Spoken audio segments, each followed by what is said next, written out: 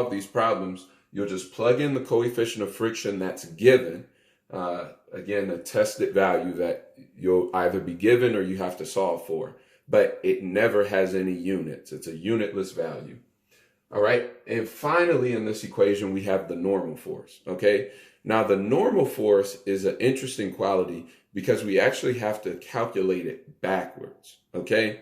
But the normal force is simply the force that the earth has to exert on you to keep you up.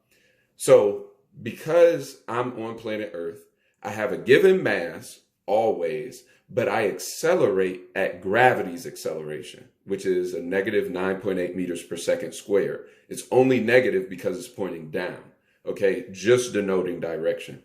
Now, let's say, for example, I weigh 70 kilograms, all right?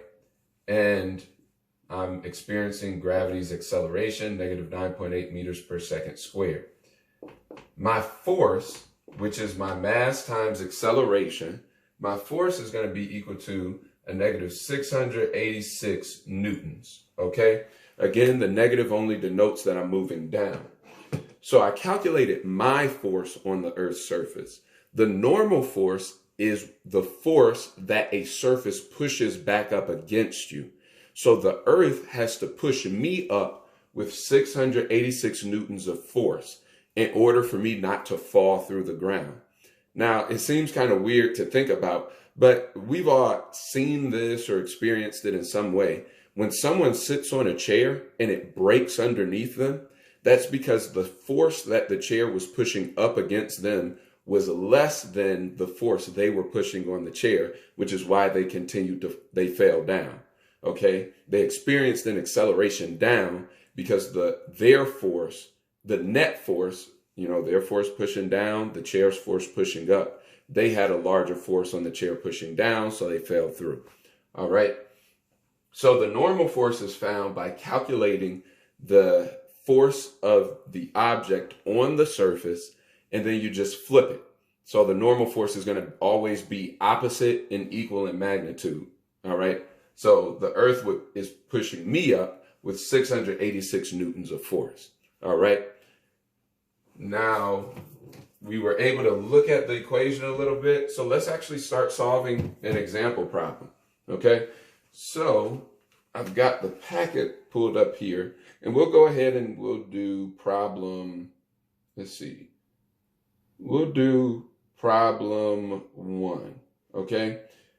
Let's go over 1 and 2. So it says, what is the frictional force on an object with a mass of 895 kilograms on a surface with a coefficient of friction of 0.32? All right. Now remember that coefficient of friction has no unit. So 0.32 makes sense. All right. Now it said 895 kilograms is the mass. All right. And the coefficient of friction is 0.32. Okay. So, and it asked us to find the friction force. Okay. So we know we're looking for F. We know what U is, and we don't have the normal force, but we have the mass. Okay. So now this is the first clue to us. All right.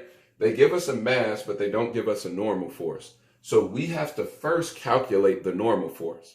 All right. Now, remember from the example we just did, the normal force is simply whatever force the object is exerting on the Earth, and just flip it around. OK, so the first thing we need to do is calculate what is the force this object is exerting on the Earth. So we can do that by using F equals ma, mass times acceleration. So we know that the mass of this object is 895 kilograms. All right. And we know that the acceleration is negative 9.8 meters per second squared, because that is always the acceleration due to gravity.